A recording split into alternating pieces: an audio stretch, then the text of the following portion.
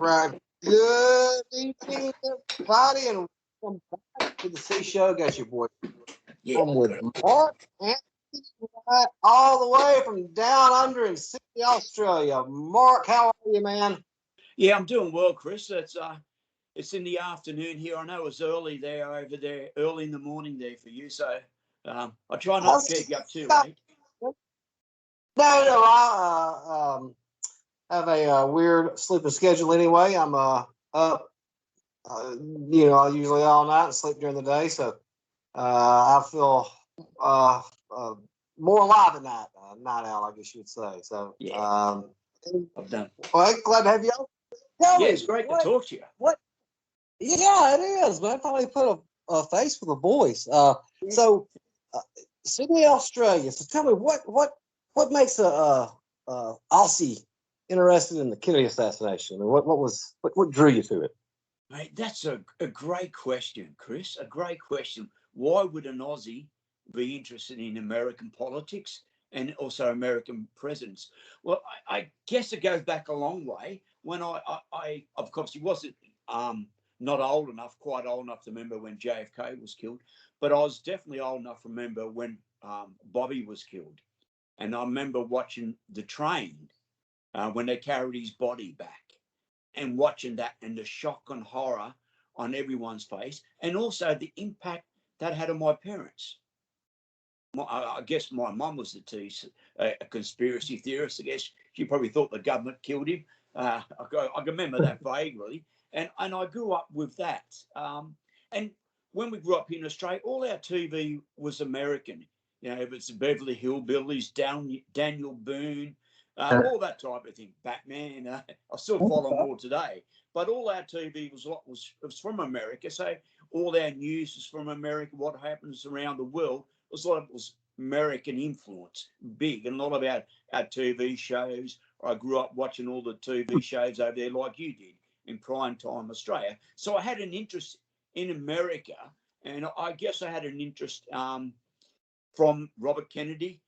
And from there on, and I guess I was fascinated what I read early on, how I viewed a kid growing up in Australia in the suburbs, in the working class suburbs. I viewed it as two rich kids, both John and Robert Kennedy, and their fascination of trying to help just the average worker, and that really fascinated me for some reason. And it was, that really, and that drew me into why all these two rich kids want to go out and work, help the working class people, the poorer side of town. That always intrigued me.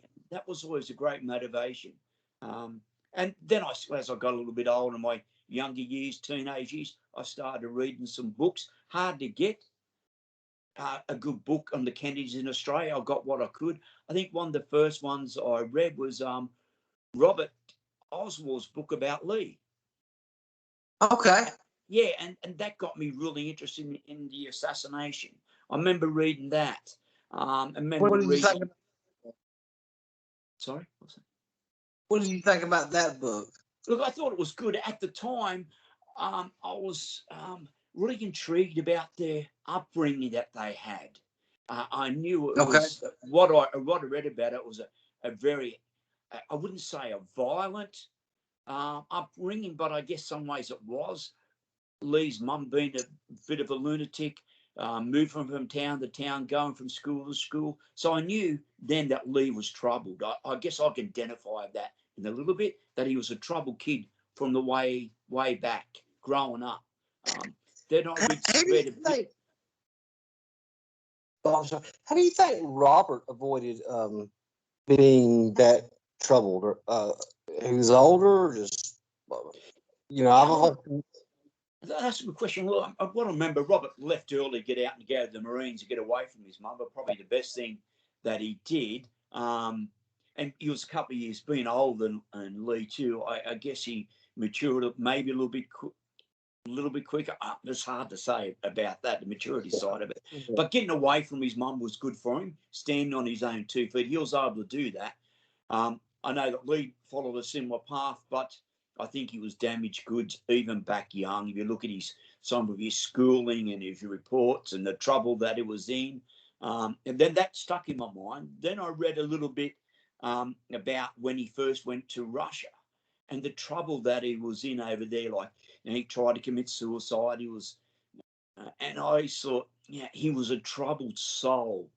I thought even then, and at that time, I was a conspiracy theorist. I thought, he didn't do it, or he was the government, or the mafia, or the CIA.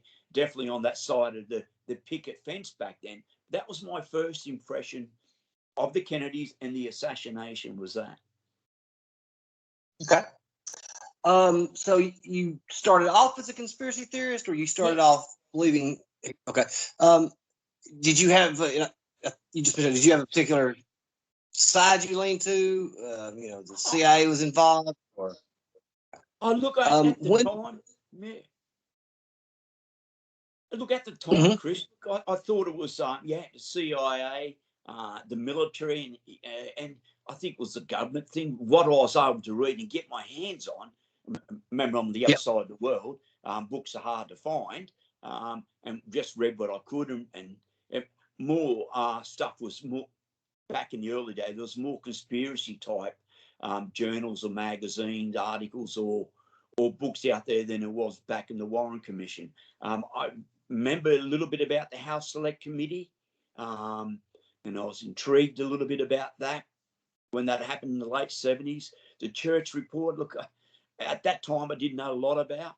And man, that was and that would have been the only things out there in Australia that would have towed the official line from the Warren Commission. Everything else you got was conspiracy theory orientated. So I grew up with that. Well, I think that a lot of us are influenced by that because a conspiracy, the mind craves that. That makes sense. The conspiracy is more sexy than a 24-year-old kid pulling off a shooting the president. It's more interesting, intriguing. It grabs the mind, and then I think eventually one has to be honest with themselves. Look, no matter how. Yeah, 100%. I think it is. I think even today, I see you get more attention if you conspiracy theory. You get more people trying to, I guess, want to be friends with you. I think sometimes you in that, it's the lone nut column, or on that side of the picket fence, I call it. I think it's a harder travel. I think.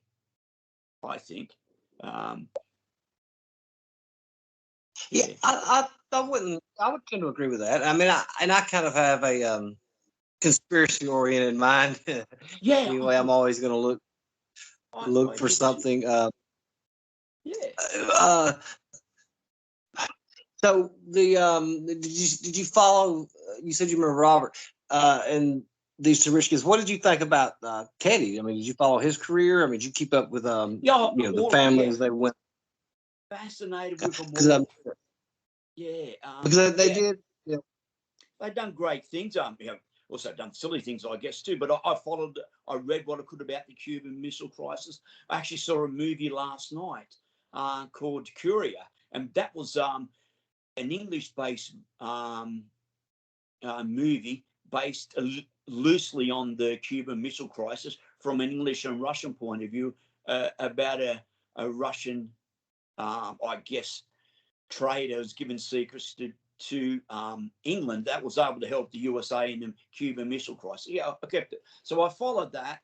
I followed what I can on the Kennedys about the civil rights and what happened over there, Martin Luther King. I followed all that. I read some books about Robert, and I thought he would have made a great president as well. Slightly different to John, but I really thought he would have come with a lot more compassion than that would have come through with Nixon and LBJ before that, my belief.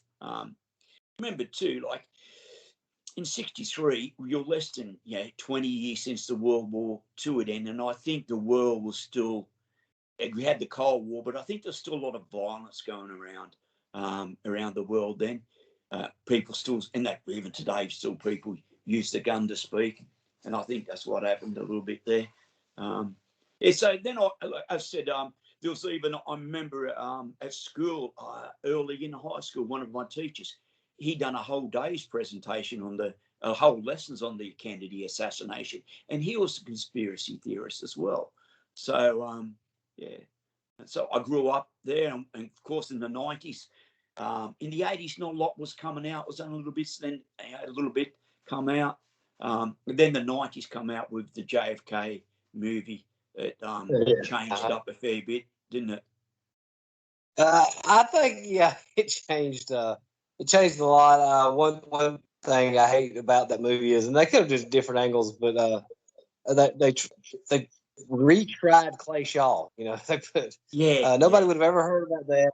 It was I would never heard about it. It would have been laid to rest, and he would have still been at rest. But they've now today I still on all the sites I'll see people bringing up Clay Shaw Clay. And I'm like if Oliver Stone had not brought this up, you never would have heard this man, and you wouldn't be dragging his name through the mud today. I mean, I don't know why. I mean, Hollywood tried to rewrite, change the verdict, and I grew, and I swear, I guess I cut my teeth at I was a Garrisonite. I mean, I believe Jim Garrison hung the moon until I read the other side of it.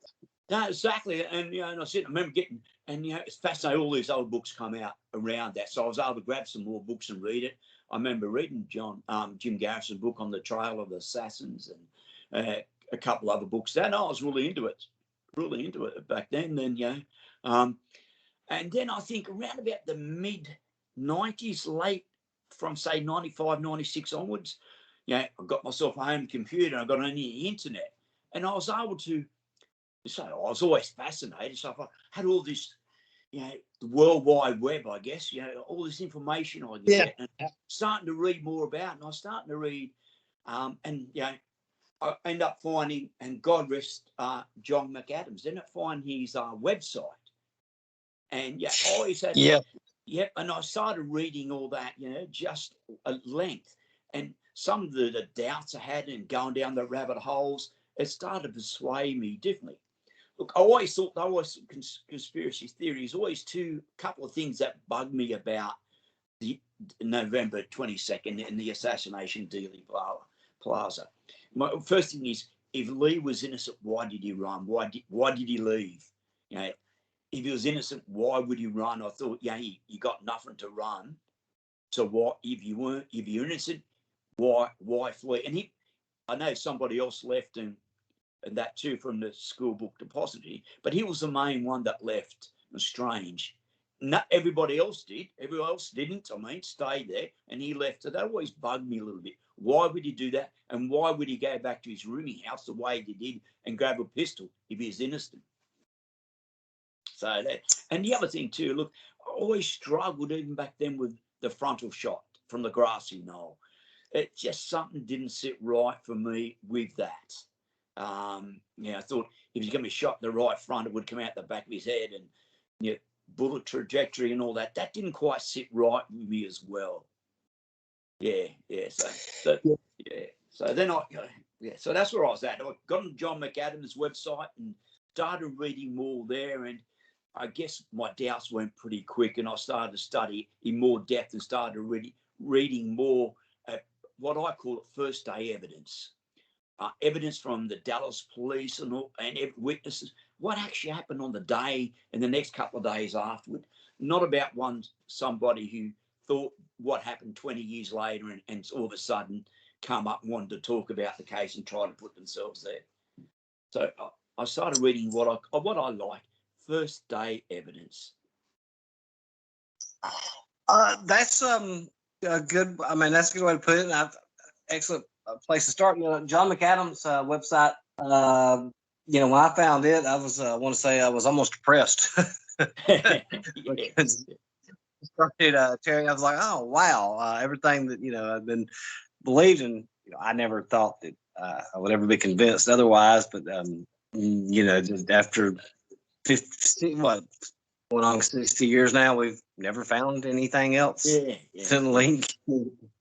And there's 2,000 documents or so left, and and one thing I want to know about is why would they conspirators lock away evidence in these documents and then to be released 70 years later? It would implicate them. Yeah, exactly. And look at this. I guess from the other side, I guess there's a point of view. If he was innocent and the government done it, I can understand people thinking to lock up all the evidence to point to that. But I like to think if there's evidence out there, would have got out there. I think a lot of it was probably to save the American people from, my view, any more pain. And more importantly, it was, I guess, to cover up, the cover up, I guess, will be how inept some of the FBI and the CIA were. We've obviously floating around in Dallas. Yeah. I don't think he gave any red flags that he wanted to kill anyone when he talked to the FBI and that. I think they dropped the ball a little bit there.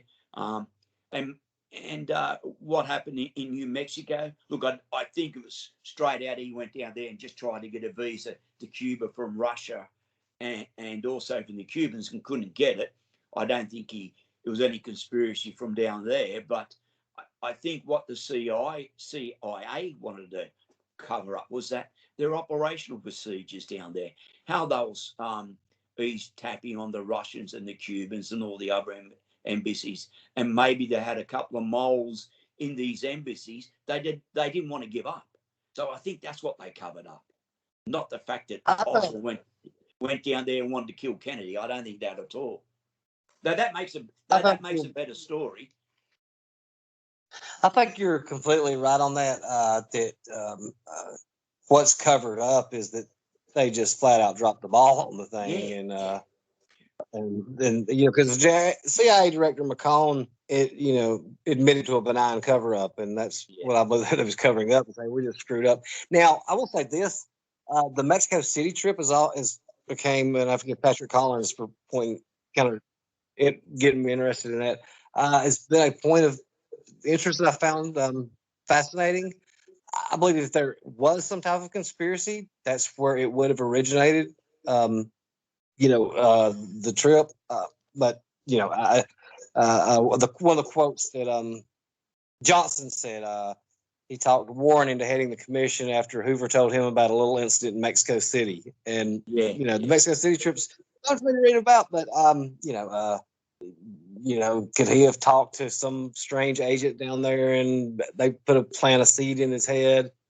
There's no telling who all he talked to down there. But like I said, I think that you're probably more on the right line there, that they're just covering up. They screwed up. I mean, it happens. I tend to think it's embarrassment. Yeah, and they screwed up big. They, the president of the United States was, eventually murdered because they screwed up. But at the same time, I don't think really Oswald was putting a lot of flags out that he's going to go out and kill someone too. Look, we know that he previously went out and shot Walker, but we didn't know. No one knew that until after the fact, and Marine had given him up. But maybe she had gave him up before that. Things may have changed. Who knows? But that's history. I mean, you're right. He was giving off a lot of hints that are going to throw up too much. That. Yeah. I am one to kill the president, or I'm one to shoot at the president. I mean, how many people out there said that before? I hate that. I hate the president. I want to kill. I bet Americans say that all the time. We take every. Sure. So we say it about some of our prime ministers too. Jeez. So you said I thought you mentioned something about Americanized. So all your TV shows and everything was brought Americanized and had an American slant. Yeah, American and also English too, because we're an English colony. There was a lot of English shows as well. But I guess for some reason the America side probably drew me more of it. I remember watching the Disney show with Walt Disney and being fascinated. And here's some of our trips there. We went to Disneyland at Anaheim, and the first time we're standing there, my wife and myself and my son, we're getting a photo with Walt and Disney eyes. I had tears in my eyes. And I was watching that for a little kid in Australia. The first ride I wanted to go on at Disneyland, Chris, to get a bit of a trackie, was the teacups. The teacups. I watched it when I was a little kid growing up, watching them go around. That's the first ride I went getting. So and another place we went to we went to the Alamo on one of our trips. Grew up, watching the John Wayne movie, and to go there, it's where that happened. Is the history of America is so encultured in our history too. I'm watching it, and to go to the Alamo in San Antonio, it was fantastic. Such great history over there. There's something mythical almost about the Alamo. There's a mystique about it, that still today, I guess, with it's everybody, the Battle of the Alamo, and I guess it's you're only getting. But I think the mistake comes to is you're only getting the American perspective. You don't ever get the Mexican perspective on it. And I think if people study the whole history, they probably have a little bit different take on it. But I've always wanted to go to the Alamo. I think that'd be fun. So where else in America have you got to go to? New York, Wisconsin. Okay. And actually, when I went to Wisconsin, I was able to meet twice John McAdams and have lunch and dinner with him, and it was fantastic. I got to say, unbelievable. Here I was, reading his website, then I befriended with him on Facebook, and I got his book, and I never thought that I would meet him. I just said, John, I'm happy to go to Wisconsin in a couple of months' time. Would you like to meet and have lunch? And lo and behold, he said yes. And he was a truly nice, remarkable man. And he was very gracious with his time. The first time I met with John, we met him at some diner there. There were a few presidents, and Hillary Clinton went. I forget the name, but it come to me. So went there, and we had lunch and chat, and he brought a book, and he signed his book for me. So I got, it was fantastic. Then I was going to catch an Uber back to the hotel, and he goes, "Oh, I'll drive you back."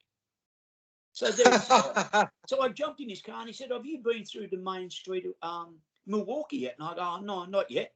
And so he took me down through the main street of Milwaukee and drove me back to the hotel. It was a really decent man. It's good. He's a good guy. Look, I've got friends on conspiracy theories too, but to meet John, it was, I'm still in awe of it all these times later. And I was very sad of his recent passing. John passed? Yeah, a couple of months back. Yeah, he did. Didn't you know? Yeah. It's cool. I don't know how or why, but it's quite sad. Sometimes I didn't even know that because I'm friends with him on Facebook, and I haven't even. Yeah. Now that you said that, I didn't. I did. I did not know that he'd passed. It just seems like the other day I guess that's how time flies. It just seems like the other day I had no idea John passed away. Wow. He was from Alabama, where I'm from. Oh, was he? He could. Yeah. It just happened. Of course, he's out at the university, Milwaukee University. I forget what it's called now. Should know. Marquette. Yeah. So we caught up and had lunch, and then the next time we went back a year later or 2 years later, I took my wife and son and met him. It was good.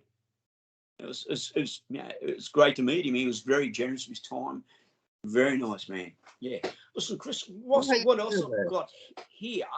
I'm not sure how well you can see that. Look, I hope it's not too blurry. But what it is, it's a replica of the CE-399. It's the Magic Bullet, fired from Dallas Police Chief Jesse Curry, 6.5 Meccano. So I got that. I brought that on it. Yeah. So it was. I've got it's authentic. I've got that. That's it is his bullet. I've got all the authentication about that. Another part of my collection. This is the same camera that Zapruder used. So I got that. Also, I have a Meccano, but I got that locked away. Our gun laws are pretty strict here in Australia. You got to have it locked with it in a safe, and a steel safe. Oh yeah. So your guns have to be locked away in a safe. Yeah, a proper gun safe, and the police come out and inspect it. Oh yeah, it's they don't muck around here. Yeah.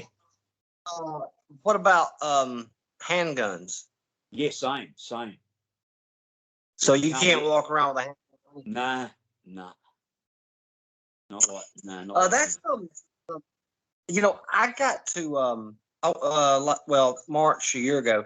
I went to Dealey Plaza and met up with some of those guys. And Scott Mosley had a Mantler Carcano, and I got to I've fire seen that. it. Did you? Yeah. Yeah, we had a lot of fun with Scott. I think he'd never been fired before, and we went to the range and fired the weapon and had a great afternoon there with it.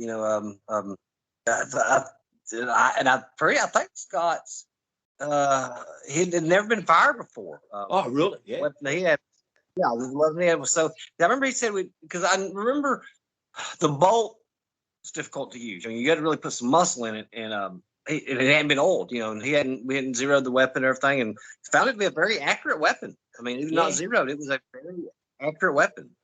Yeah. And look, I think when Oswald had it, it was made in 1942, I think, or around at 41, something like that, off the top of my head. Now when you're firing, it would be what's that, 80 years old, 60 years old?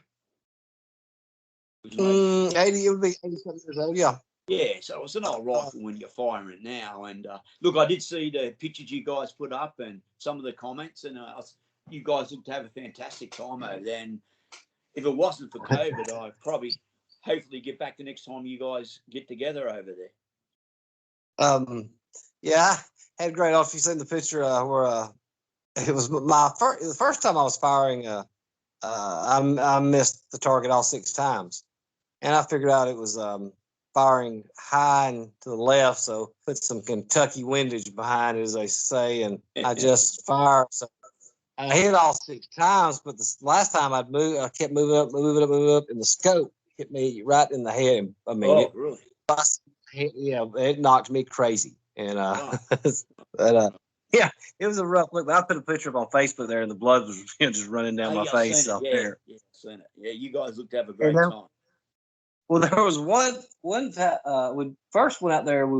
It'd been at the by the grassy knoll, and Scott broke it out and was passing it out. We was all looking at it, and then the police showed up a few minutes later after we had looked at it. I seen the picture. I got what was funny about it is there's eight of us there, okay, and Fred's there too, and so there's 8 of us there, and Fred, and they pulled up, and the police wanted to know where was the black guy with the gun. There was 7 black guys. Fred was the one that got. Oh God! And he turned up 50 years too late. That's what I would have said to him. So there was one time that I got to think about that. I was moving places, and I was moving my rifles. And I said, "Well, I'm going to wait till the cover of darkness to move them." And my friend goes, "Why? They're legal, right?" And I said, "Yeah." I said, "All my weapons are legal." And he goes, "You got a license, right?" And I said, "Yeah." And he goes, "Well, why are you waiting till dark?" I said, "Look, white man moving a bunch of rifles into a trunk of a car, just not a good look. They're probably going to be called the police. I don't really want to talk to them right now." I said, Yeah. I don't think a mass shooter's fixing to take place. And I just sleep at night. It's not a good look, and I just don't want to talk to him right now. And he laughed. But yeah, I didn't know your gun laws. Because I was asking somebody about their gun laws in Britain, and he said they wasn't allowed to have them, and you just said that had to be locked away. And we're the state I live in, we're an open carry state, meaning I can walk down the street with it strapped on the hip or carrying any type of weapon you want, and just walking out there in front of everybody. So we're pretty liberal with our gun laws, so to speak.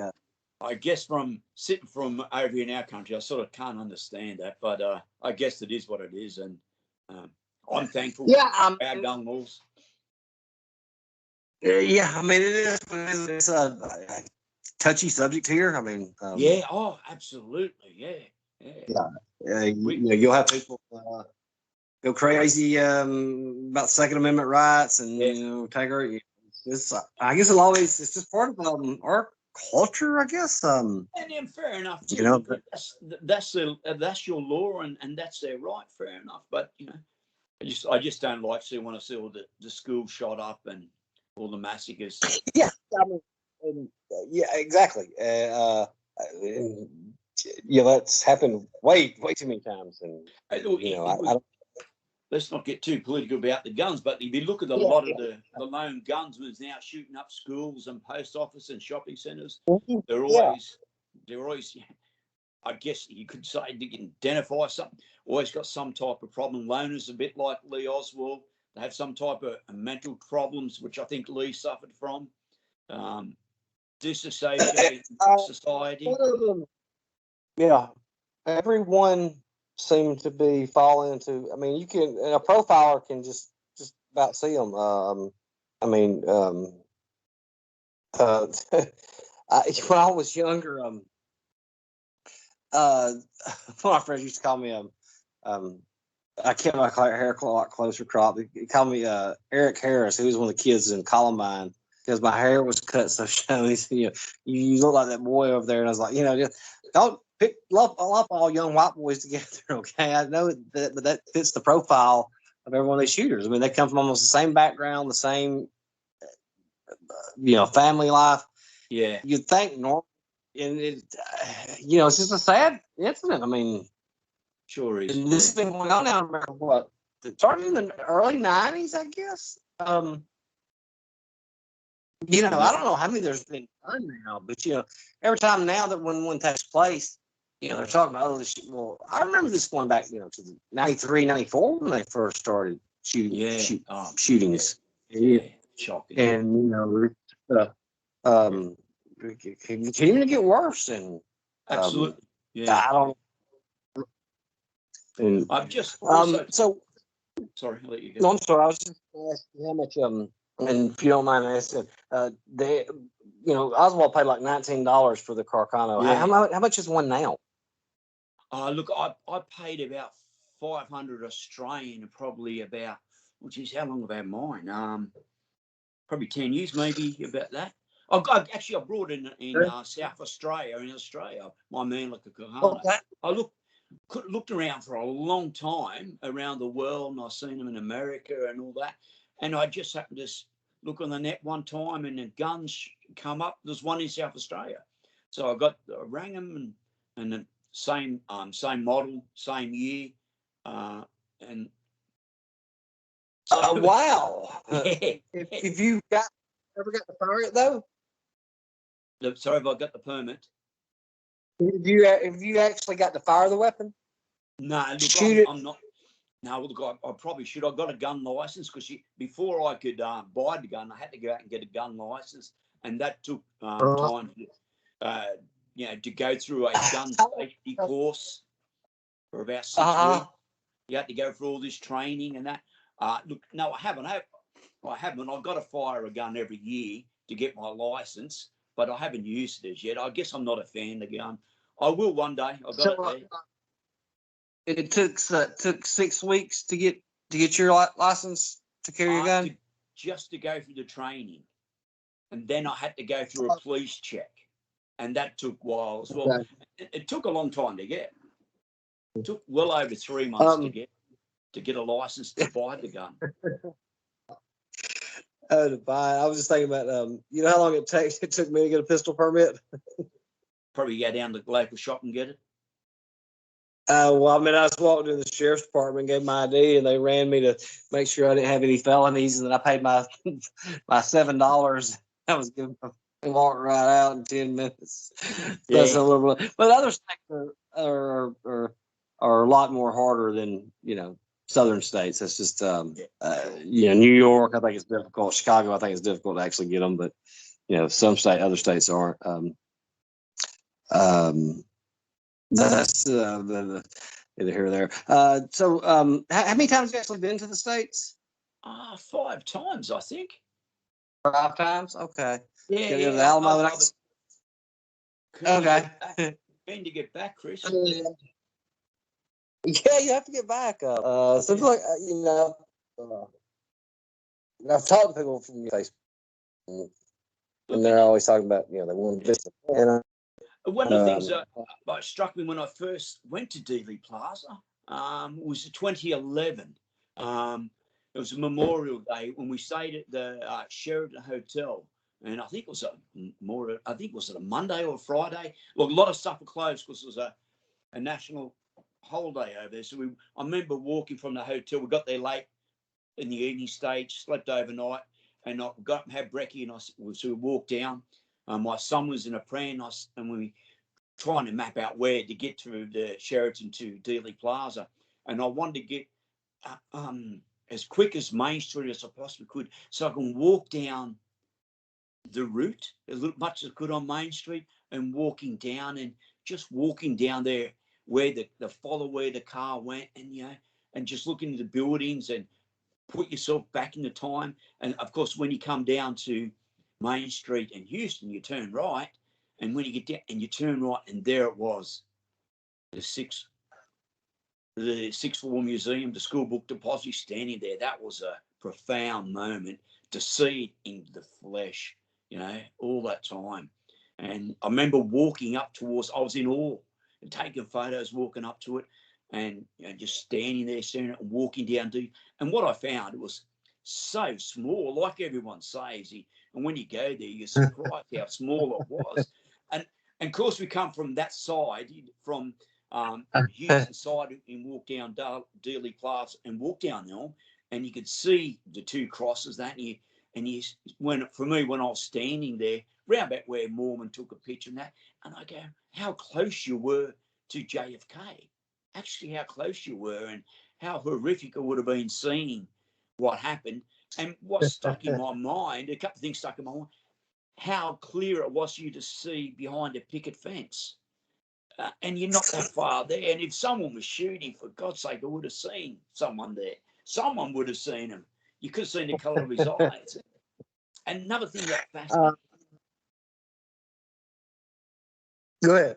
Yes, sorry. Another thing that fascinated me, I went and stood on the triple overpass where SM Holland stood. And I'm going, stand there and looking at it, and I go, okay, how far is it from where he stood to round back where the parking lot and the picket fence where they thought, and it's where he was standing, it's probably about 15 metres, which I'm not sure in yards, and that's not very far. And they would have got back there in less than a minute, and when they got back there, I didn't see anyone. All they could see was muddy footprints and a couple of cigarette butts. So how close and compact it was, but no one's actually seen someone with a gun shooting. Really, to me, that just highlighted how, that it was just no grassy knoll shooting. It was just Oswald. That was the way you described it, the exact same thing with me. When I got there, I was like, well, this must be a miniature replica. Where's the rest of the plaza? And then I walked back there. Yeah. I stood on the triple underpass was the first thing I did. Frank Battleson, I forgot who was the guy. And I looked behind there and I was like, I could see all the way back. And then I walked behind the picket fence and I seen Lee Bowers Towers. And I said, and the quote I said was, you said you see the color of their eyes. I said, they were so close you could have seen the color of their socks. There's no way there was a shooter right there. Nobody didn't see it. There's no way possible that happened. Exactly. I even walked, of course, I walked over to the tower, and I couldn't get in. It was all locked up, of course. I'd like to get in and walk up and see the stand where he was and see what he saw from that perspective. He's up a bit higher. But from where he was, it was, and all he could see something out of the ordinary. And I go, well, if two guys were shooting there, or a guy with a gun and you had someone else with me, surely you would have seen him. You couldn't miss him. All he could say is see something out of the ordinary. Yeah, the time. How do you say? At the time of the shooting, there was just, I can't explain it. There was just something out of the ordinary. I mean, okay, but, I'm sure there was something out of the ordinary. Yeah. So screaming and. I would have liked to ask him what was out of the ordinary. What was that? Because it would have been the commotion, would have been gunshots and everyone screaming. That was out of the ordinary. Did he mean that? Did he mean that? The thing is that like I said, when I looked at the tower, I turned around, I was like, yeah, I mean, what, 30 yards? I mean, 40 yards. Yeah. And then I looked out there and I was like, oh God, I mean, and my mind had already started clicking in because, one thing about a headshot, if there was a shooter behind that fence, one thing about firing a rifle is you have to be in a supported position. They would have been in an unsupported position trying to track a moving vehicle coming towards him. That's impossible. You can't do that. Okay. Yeah. There's no way. Exactly. And it's too close. And, so I'm glad you got to go to Dealey Plaza. I had a lot of fun the time I went. When some people talk about states, there's only I always ask somebody, from a different part of the country. I'm like, well, where do you want to go? And they're like, well, I want to go see California, New York, and Miami. I'm like, that's like all you're going all over the place. This United States, people I don't think they realize how big the landmass actually is. It is a big place. So just to give you a bit more background, of course, I went up to the Sixth Floor Museum and had a look out the window like we all do, and that was fascinating, and realised how close it was from that perspective. Also, I've been out to Ruth Payne's house. I think you guys done it as well. Ruth Payne's house, the boarding house. Went and met Pat. I thought that was fantastic. We went to 10th and Patton, Texas Theatre, been to Parkland, been to Tibbet and Oswald's grave. I think you guys do the same. Yeah, it's fascinating. I had 4 weeks of going to the day that we did that. I had the choice of either going to Tibbet's grave or going to shoot the Carcano. And, okay. I can see a grave on the website, it's just a grave. So I chose to go to the Carcano. I did get to go to Parkland though. I think they're about to tear it down, or they did tear it down. But I got to go into where they tried to explain to me, because they've been redone it, but where trauma room 1 actually was, and where as it was today, and I tried to see it, make sense of it, but it. I was lucky enough. I think you guys caught up with Chris Tilley as well, so I was lucky enough to do that. And it was fantastic. Yes. Oh yeah. And she knew her stuff too, boy. Oh yeah. And her and took time out of their busy schedule and I'm really grateful that somebody from the other side of the world, they take time out of their busy schedule to show me around. And fantastic. And also the last trip I was lucky enough to. I walked up to where Ruby shot Oswald, and I said, "Damn, how?" And I heard that they were doing up his cell. They were doing that, open it up, and I go, "How am I going to get in there?" And so when I got up there, I seen this workman out the front having a cigarette, having a break. So I said hello to him, took a couple of pictures. So I said hello to him, put on my best Aussie accent I could. "G'day, mate. How you going?" And he smiled at me. And then I went into a building. I went in, but it was long air. And I come out and I just said hello to him again. I said, I went down the driveway and that. And he come out and said, I was just here looking where Oswald shot Ken. He said, "Oh, yeah, I'm part of the crew working upstairs. We're up renovating the cell." And I said, "Oh, is there any chance you can get me up there?" He looked at me and he said, "Sure, no problem. Follow me." He said, "We're not supposed to, but anyone asks, just say you're with me. You're part of the crew." my city. Yeah, it's very. So he took me and we got into the lift, and trying to don't look like a tourist. And all these other people got in the lift, and I go, "Oh, no, I'm busted here." So they went up the floor, got out. Then he took me up and went into the cell. Got some photos there, and he was showing me what they were doing. Then he took me down to the bottom, and I think his supervisor was there. He told him who I was. So he said, "Yeah, show him through." So I went out and into the car, into the basement downstairs, and got a photo there and looked at around. So it was fantastic. So I didn't see that part. That's one of the things I missed when I was never going to see where he shot Oswald, but that wasn't on there too. But yeah, that sounds pretty cool too. I was lucky. That's a great time. You laid the accent on. I think about it. It worked. It's good. Yeah, look, it was great. He was a really nice guy. It was just had to be lucky today. I remember walking back to the hotel, I had this smile on my face, this wide, to get in to see what I seen. It was great. I like how you Yeah. put your big, you put the accent on. Another place I recommend people to go to is that when I was in Wisconsin, about an hour away, called Roscoe, Illinois, there's historical auto attractions. And mate, that place is out of this world. It's got all these historical cars there, and part of their collection is the Secret Service follow-up car. Really? It's there. We've been twice, and the first time we're there, I think the owner, Wayne, said we're the first Australians ever been through his museum. It's absolutely fantastic. Look, it's got all these other cars there. It's got an Elvis car, and that. It's absolutely fantastic. I think it's got a Reagan and a Nixon car there as well. But it's actually got the follow-up car. Look, I've got some pictures here of it. If I can just grab my iPad. I've got it. Yeah, no, I'll show you if I can just show you. I hope you can see it. Hang on, we'll go that way. Oh, no, that's me. Can you see it there? Is that coming up? No, it's kind of blurry. I really can't pull it back some. Okay. All right, might be getting this angle. No, I'm still not getting anything. Okay, what a shame.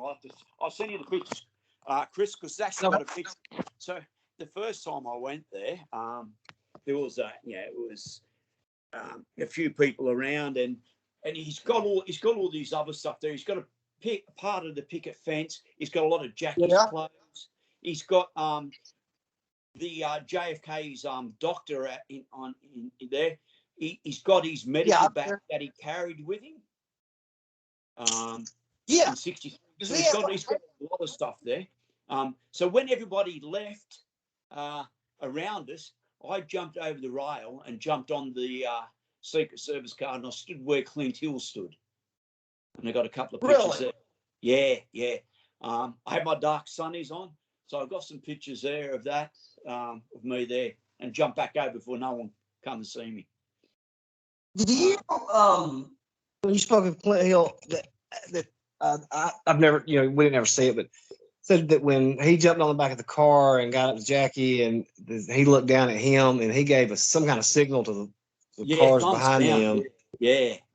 Actually, and that's when they went then to go basically surround LBJ and to protect him. All the rest of Kennedy's security was called off to go make sure Johnson was safe, because there was nothing they could, nothing they could do for him at that point. In all points of view, I guess Kennedy was dead when he got hit in the head. It was over there. Yeah, 100%. Yeah. Actually, I met Clint Hill. You got to meet Clint Hill? Yeah. How's this? I follow him on Facebook. I brought his first book, Mrs. Kennedy and Me, and it's just fantastic. He's actually her agent, right? Wasn't he actually assigned to her? Yeah, he was. He was her agent. Yeah, he was in charge of her detail. So I'll follow him on Facebook. Then I noticed that him and Lisa were in Queensland, in Brisbane, Australia. So I sent a message to say, you're going to have a book signing or something on Facebook? Not thinking they would get back to me. Anyhow, a couple of days later, they turned up in Sydney, and I noticed that they were at the Taronga Park Zoo, which is a great big famous zoo here in Australia. It's outstanding, one of the best zoos in the world. And I was going to jump in my car and drive over to Taronga Zoo so I can find him. Anyhow, that night they sent Lisa sent me a message. She said, "Look, they don't do a lot of book signings here. They're only doing radio shows. They weren't on." They said, "If you can come into where they were staying, the hotel in Sydney, Clint will be happy to sign anything that you like, and he's happy to meet with people." So when I got there, it was probably 8, 9, maybe 10 people there. I had my book. He signed. It had some pictures that he signed. So we all sat around this real intimate time and talked to Clint Hill. It was absolutely fantastic. And he was unreal. And he was telling us about what happened at Dealey Plaza. He'd tell us a bit about Jackie, and we can ask him anything that we want. It was really good.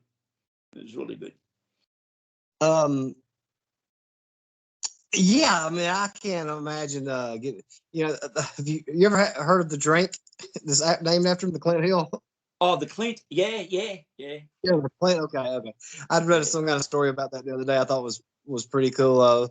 I bet it was amazing to get to meet him. I mean, did you ask him about that day or what his initial? Oh, yeah. My first question was, when you look, what did you think when you got on the back, the hood of the car? I mean, I probably didn't go into that type of detail, so I tried to keep it a bit. I didn't want to go on all the gory details, but other people asked the question. I certainly asked him. I asked him what he thought about the magic bullet, and Clint said, "Look, he doesn't really support that idea. He's a bit like Connolly thinks that one bullet hit JFK in the back, and the second one hit Connolly, and I guess the third one hit Kennedy in the head. That's his take on it. Sort of can't argue there, I guess. But yeah. So he doesn't believe the magic bullet. He believes it. No, he didn't really follow that theory.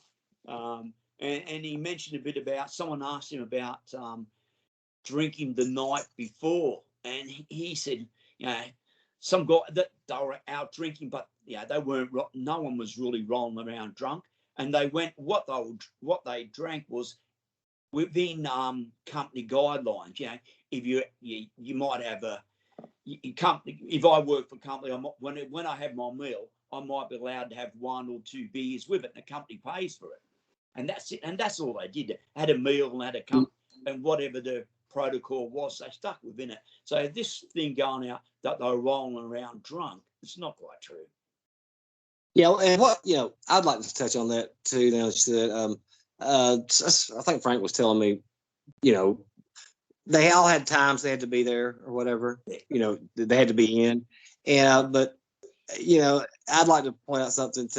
Let's just say they did stay up to 3 o'clock in the morning and it was blasted. These were 30-year-old men that were in great shape. That wasn't going to bother them the next day. Yeah. It It wasn't going to affect them. Because I remember being in the Army, 25, 30 years old, stay out all night drinking and then being up in a 5-mile run. Now at this age, it'd kill me. Look, just remind me, we did talk about the assassination when we talked about the shots and that. They did ask him about why didn't the other agents do anything, and if you look at the Atlas picture when Clint was on the back of the limo and starting to look to his right, and everyone else was turned around, what he said was that, and I mentioned that photo to him, and what he said was that time the other guys on the opposite side of him on the flop car, time they turned back around, it was basically all over. They couldn't do anything. Because if you look at they heard the shots over their right shoulder, and you see them looking for where they come from, which is back towards the school book depository. The time it's the time they turned back around, Clint had already took off. It was halfway almost to the car almost on the car when the third shot hit. They couldn't have done it. Then it was too late for these guys. So the natural instinct was to turn over the shoulder and look where the shot come from, and look at the crowd over their right shoulder and see where it come from, what it was. Time they got back, it was over. But when you're talking about, from the first to third shot, 8-9 seconds, so bang, these guys turn around and looking. Yeah. And then back, you're talking about a matter of seconds there. I mean, what were these guys going to do? I mean, even if Clint had got on the back of that car before the third shot, he couldn't save Kennedy. No, maybe. You're right. Maybe you got there. The shot might have still went past him and hit Kennedy in the head. Yeah. Look, it's a mute trying to blame the Secret Service, but I guess that's what these guys live with all their life. And they talk about, Greer, why did he break? I'm like, well, I mean, I guess he was just shocked. And, the driver of the car, he was just, what's going on? And turns around and looks. I mean, but don't try to say that he knowingly drove a car into an ambush. If I told you, hey, go drive this car into a, you're like, no, I'm not driving that. I mean, I think he just, you're supposed to take evasive matters, but the guy probably just froze up. I hate to say it like that, but That could very well be Yeah. too. Yeah, but it's only a matter of seconds, like we're talking here. Yeah, I mean, you're talking about bang, bang, bang. Yeah, I mean, exactly. Even we look when so-called braked and the red lights come on and he slowed down. That was only, and that's all it takes. Seconds doesn't really, but I don't think he done that. And no, I don't think we. I don't. Boomerang that up. He braked or what? Yeah, I think. Yeah, but I don't. It was not done for conspiratorial reasons. It was just. He just. I think he made a mistake. He's just like what. And. Oh yeah, if you look at it too, what he says in his testimony, as soon as I looked around and seen that JFK was grabbing for his throat and there was something wrong, they turned around and hit the gas. That's happened to be the same time when Clint Hill grabbed the car, and you watch it, and he's running and had to take a couple of quick steps. And lucky for him, he was able to grab his feet and jump back up on the pedal on the little platform there. Yeah, and I thought to touch on something too. I don't even know if he would have survived that wound from the back to the throat. That's what's going through. We don't know what. Yeah, I mean, he might not have survived that. We don't know what all organs that hit going through him. A bullet like that hitting in the dead back, I'm sure it went through his lung, and you don't know. Like some people say it was he could have survived, but what condition he could have been in. Would he been able to carry on his presidency? Maybe not, and Lyndon Johnson may still been sworn in. Oh, at least for a while, Lyndon Johnson would have had to been sworn in because I would think, like I said, they did a tracheotomy on him. So, you're talking about he would have had, I don't know. I'm not a doctor, but exactly. Still a gunshot back and coming out your throat. It's Conley. Look at the damage Conley done. Yeah, exactly. 100%. Yeah. I mean, you just.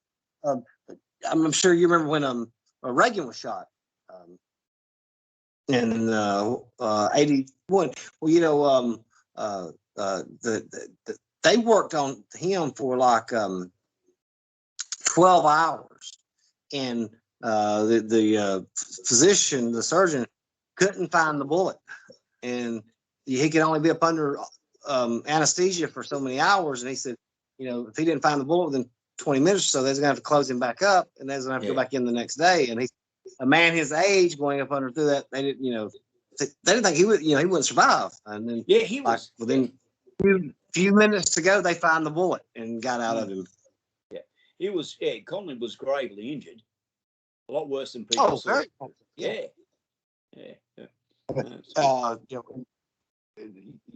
To go through, where it went through him. Yeah, I mean, Conley was, had, luck, God, or whatever you want to call him, to survive that wound or survive that shot. Because he could be very, died from that. Thing about with Oswald, you see, Jim Lavelle, he jerks him, try to get him out of the way. Yeah. Some people have said that had he not reacted that way, it would have hit Oswald differently, and he probably would have survived that wound. But Lavelle was trying to put Oswald behind him, and just how it goes, a matter of inches. It's all it took one. It's just it's amazing that really we look back how Ruby got down there and was able that to happen. That wasn't a good time that there for the Dallas Police Department. I don't think. It wasn't. Handled all that well. I don't think. And look, then again, it was only a matter of seconds too, because if you look at the all the tapes and film from the time, the car they were going to put him in was only 10 seconds away. If the car had to come down 10, 15 seconds earlier, it would have put a gap between Rudy and Oswald. The car would have been there, just the car wasn't there on time. If Oswald asked for a sweater, that delayed them. Postal inspector came in and interviewed him. I believe, like Dave Liberace said the night where Ruby had to park, he had to actually do a U-turn. And had he not done that U-turn, he would have seen that. Had that stripper not called him, she had called 5 minutes earlier. You're talking about just Powerball odds. I mean, like hitting the lottery. And it was not a good look for the Dallas police. I mean, but like you said, it's just a second. No, but to have him killed right there in your custody, handcuffed to a cop, you're like, God, and again, there's nothing conspiratorial about it. No. I think they thought they did everything, precaution. Oh, for sure. Yeah. They believe they've done the right thing. And look on Lavelle's face. That famous iconic photo, Oswald holding it. You can see how shocked Jim Lavelle looks in that. Just totally took him by surprise. Yeah, because they all thought they were in a secure location. They had the press there, of course, but they had all these other detectives around, and just the fact that the truck walked out and the guy went out to direct the traffic, and Jack walked down the ramp. Yeah, that's right. The guy went. The guy. Simple as that. And like what was saying, point two, Ruby had every chance to.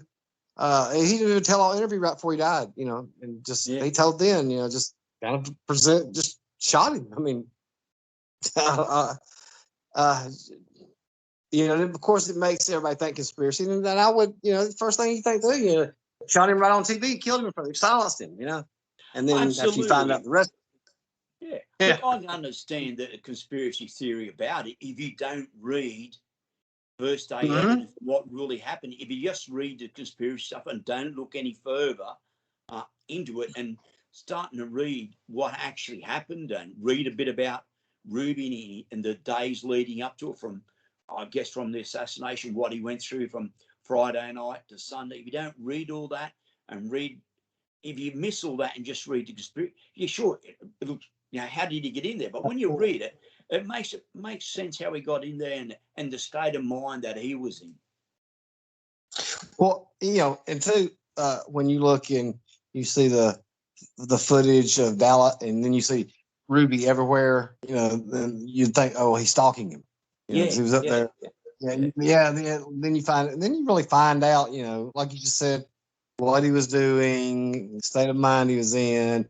Then you start getting into the real Jack Ruby. Is like, this guy wasn't sent to silence nobody. And I watched one time Ralph Salerno. When you mentioned the House Select Committee on Assassinations, and he was talking about if Ruby was used by the mob to silence him. He said if Ruby was sent to silence Oswald, then somebody would have been sent to silence Ruby, and then somebody would have been sent to the man who silenced Ruby. And he said it would never end.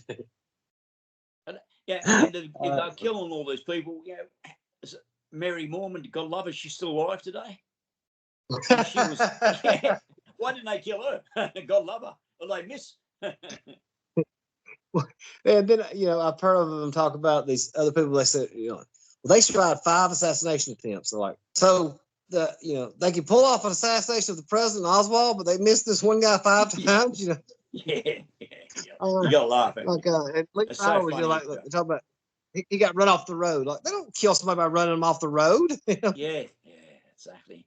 Yeah. And look at another thing too, I guess sort of swayed me away from the TC side, but reading John's website and how many people were behind the picket fence have been identified and come out confessed as the Grassy Knoll shooter, Roscoe Wade, James Files, the French guy. It was James Harris. And it was, it's a turkey shoot.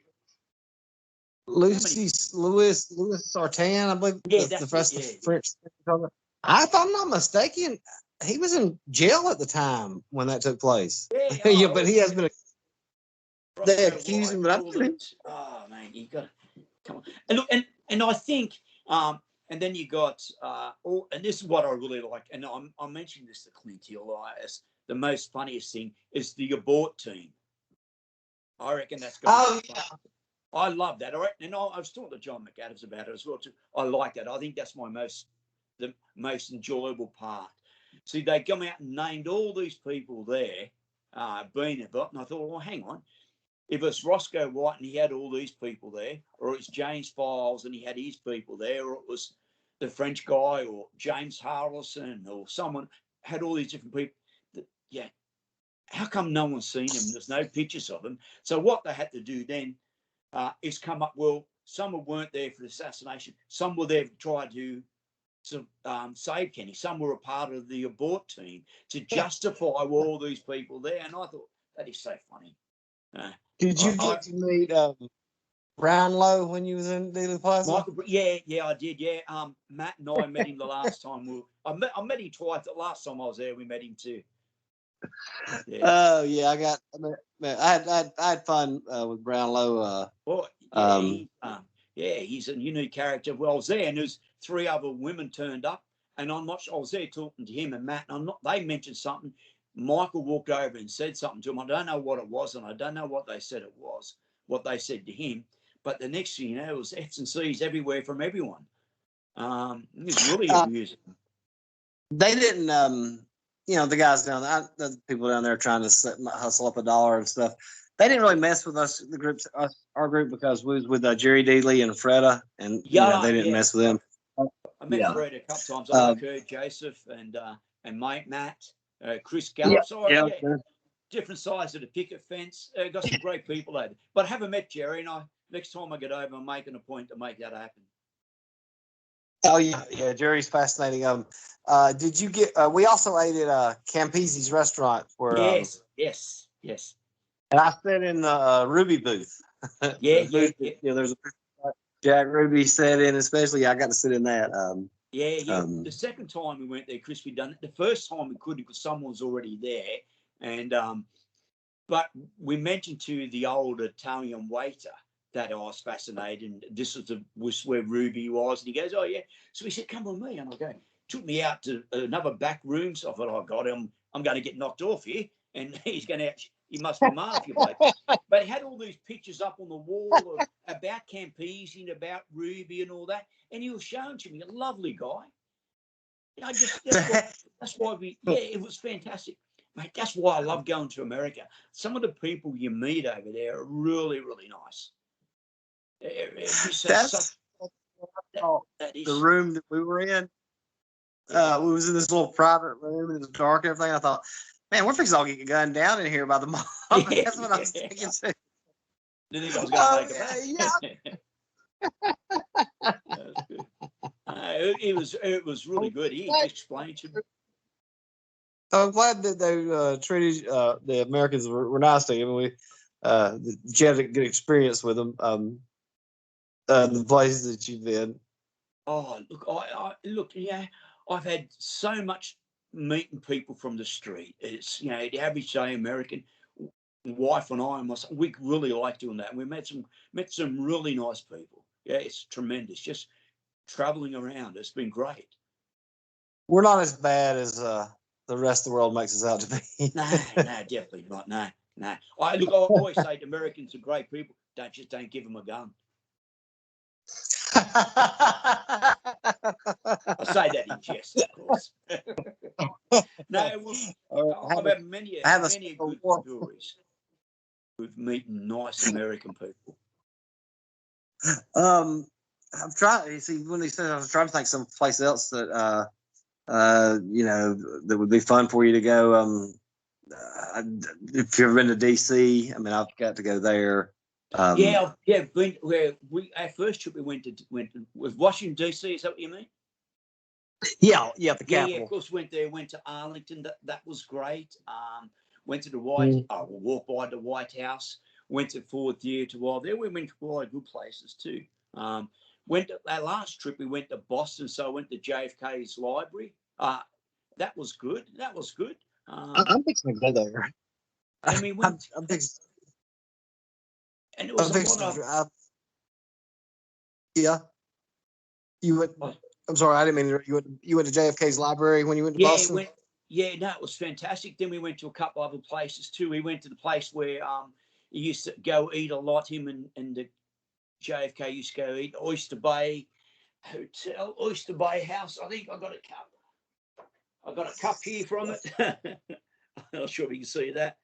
That was where he liked to eat. Yeah, it was a place good there, and he had his favourite booth was called the Kennedy booth. So he used to eat clam chowder. So we sat in the Kennedy booth and had clam chowder. We went where the place where I think where Teddy announced his run for presidency. One of the buildings there. We seen when JFK lived when he first was a senator. That was quite good. It was a little bit of a walking tour around there. different places where JFK went, and we went and sat in the same table, or not same table, same area where JFK proposed to Jackie. So really, yeah. Did you when you was in Boston? Did you see any of the other like stuff from like the Revolution and A little bit of monuments and that there, yeah. Look, the only thing, we didn't get out to Massachusetts. We didn't quite have time to get out there.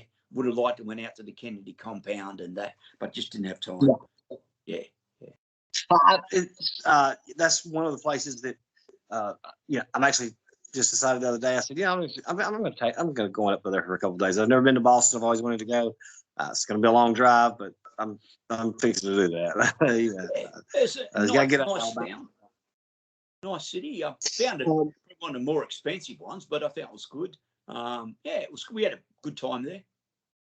If you ever, I guess, the southern part of the United States, Atlanta would be a good place to visit. Nashville. That's going on there. Got some music there. Richmond, in Virginia, would be a good place, but other than that, unless you just want, if you got Louisiana, New Orleans, would be fun. New Orleans, we got to go to. We've got on our mind. Nashville, Memphis. We want to go back to New York and see a couple of shows there. Probably get to Vegas as well one time. There's so much we could do there. Vegas, yeah. And Memphis, you got to be an Elvis fan, and absolutely, the greatest singer of all time. Oh yes, I love. I grew up watching all the Elvis movies. How good were they back in the day when you were a young fella? I mean, you gotta love the King. I mean, who's the man? But I don't know if you've priced Graceland, what it is to get in there. No, I don't know. I don't. Oh man, to get the full tour of the thing, it's just the price is outrageous. Really, to get the scene. Yeah, it's like $175 to get everything in. I was like, because I want to do that, and I was like, when I was surprised. I was like, you get I get his own plane and everything, and I was like, I'm good. I'm not. One thing, the lady was, we went to Dallas, and the lady who owned the rooming house, she didn't come to the door, or because there's no telling how much money she's making, because it was like $20 to see the room, and then I think she charged it was $20 to see his room, and then you could spend the night and sleep in the. I didn't know that. For $500 though. Oh right, okay, well, yeah. Look, I went and had paid it, and we met with myself, my wife Alex, and Matt Jewett come with us. We met Matt at the Ruth Payne's house, and we left there, and Matt drove us. Went and had lunch with Matt, then we went over and met with Pat over the boarding house. Look, and I didn't mind paying it. I'm going to come from the other side of the world. Well, $20. Yeah, $20. I think it was 20. I think it's more now. But I've got to say, maybe. She just didn't. She most wasn't there, or what come to because we didn't get to do it. But I didn't get to see the Oswald bed. Even if I could afford it, I think it'd be creepy sleeping in his bed. I don't think I would, but then again, you never know. But it was really interesting. Look, I've got to say, sitting down and talking to Pat, she was really nice. She was a nice, friendly, obliging. It was really good to talk to her. It was worthwhile. But for the money, I thought it was cheap. I thought, I bet she's making some good money off that. $20 a head. Nice to learn. Because anybody's going to pay it. I mean, anybody who goes out, you're going to pay it to see it. You came that far, exactly. The Texas Theater. I loved. We went to the Texas Theater, and it was neat. I got to tell how old that is. I've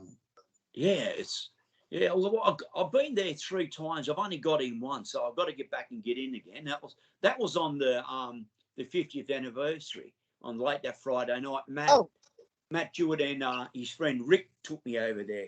We had a bit of a tour. That was great. Yeah, that was 3 times. Sorry, what was that, mate? You've been 3 times? You've been 3 times to Dealey Plaza? I know. I've been 5 times to Dealey Plaza, 3 times to the Texas Texas Theatre. Wow. 5 times. To Dallas, yeah. 5 times. Wow. Yeah, so what we do now when we're coming from Australia, and especially when we come home via Dallas. The flight's a little bit longer than LA, but the airport's not as crazy. LAX is crazy getting in and out. So what we do now when we go to the States, we fly into Dallas and fly out of there. It's so much better. Is it a direct flight, or how many times do you have to stop? Yeah. No, direct. A direct flight. Wow. Yeah. Huh. Yeah. I remember one time I was flying to New Orleans, and this was been a while. I think it was in 2007, and we had to fly from Birmingham to Atlanta to Orlando. To someplace that went, 5 different stops when we got to New Orleans. Yeah. So this has been fun. As I didn't know you've been to Dallas 5 times, and plan on going back. Hopefully, the COVID thing will end soon, and you'll get to come back there. If you ever get to Birmingham, make sure to stop and catch up, Chris. Look, we're definitely going on the 6th. I definitely want to be there in the 23rd for the 23 for the 60th. I took my I took my son. I took my family. Alex, my son, he was there in the 50th. I think he was about 5, and I would like him to be there in the 100th, so he can be in the 50th to 100th. That's what I want him to do for me. That would be pretty cool. Now that he was there, you said he was 5 when he was. Yeah, okay, so that would be that's doable. Yeah, yeah, most definitely. Yeah, yeah, for sure. Yeah, I mean, yeah, that would be pretty neat to say he was there on the 50th and the 100th anniversaries of the kid. Because when the 50th went on, it was just I would love to have been there, but I watched it round the clock TV that day and or that weekend. Watched a lot of neat shows that I'd never seen before, and just I don't know, it's fixed to be the 60th, to come up. Time flies. Yeah, look, I couldn't get into the main ceremony. Unfortunately, I tried to get a ticket to get it, so I just went and stood on Main Street, and and behind it, that was it was very cold, very cold, and it was quite good. Yeah, I bet that was a show shot at the 50th. I mean, these people down there. Yeah. Hey, here's a funny story with the 50th. It was freezing, and Alex, I said he was about 5-ish, maybe a little bit younger, and it was really cold. So the wife said, "Look, we're going to go." So they went to. We knew there's a bakery cafe around the corner there, Corner Bakehouse. So they left, and I stayed there for the 50th and for the the 12:30 and the celebration of his life, I guess. Wife walked into a bakery, and in walked behind him was a famous Australian actor called Lockie Hume. And Lockie follows the JFK assassination too, but he's on the other side of the picket fence. He's really big on the conspiracy side of it, and what's the Cubans. I think he wrote a foreword to a book about the man who knew too much. About the guy that he knew the assassination before it happened and all that. Shot up the bank. Richard Nagel. Yeah. Richard K. Nagel was his name. I've got that book. Yeah. I think one of his latest books, Lockie wrote a foreword to it. I think it's been re-released, the original book. Really?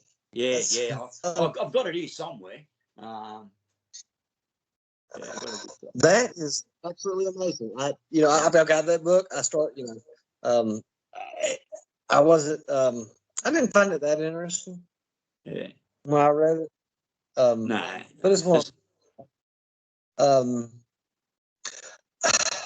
Mark, I've enjoyed this chat. Likewise, Chris. We've got to do it again. You better get some sleep. Well, I've got some errands. 2 to 4. I've got some videos there. Edit. I didn't realize it was after 2 o'clock. I didn't realize we'd talk this long. Really? How fast it goes. I'm sure when I post it'll give me a day or two to get this edited. I've got so many right now. It's in front of me, and it's just taking me forever. And It's become a full-time job. I'm not unable to work now, and waiting for a disability. My back's just so messed up. I can't even do anything, and so now to keep myself from going crazy, I spend all interviewing people and spend as much time as I can doing stuff like this right here. So it's became a lot of fun. I've got a lot of videos up there, so I'm sure the guys are gonna love this one. Anytime we can talk to somebody from around the world, I enjoy it. I've had a great time. Look, I'm happy to do it again too. If you need some more content. Yeah, because I would love to know. I'm sorry, I should have. I probably talked too much there. I have a habit of me too. In. So no, well, that's not about you. You were supposed to be the one talking, so I hope I didn't talk too much on that. Will we do this again? And For sure. What time of the day is there? It's in the afternoon, maybe. Probably it's about 5:05 in the afternoon. Okay, it's a little after 2 a.m. here. You better get usually I would go. Because I just realized there too. Well, I'm gonna have to make myself go to sleep earlier tonight because usually what I do is I sleep from like 8 p.m. 8 a.m. in the morning until about 3 p.m. in the afternoon. But I just remember I got invited to a cookout tomorrow's the 4th. Well, it's the 4th of July now. Happy today. 4th of July too. Happy 4th of July. So I forgot I just got to go to a cookout tomorrow. So anyway, let's do this again. Let's talk real soon, Mark. Yeah, for sure, mate. Thank you so much. Okay, Enjoy mate. your day. Thank Cheers, you. mate. All right, you too, buddy. Bye.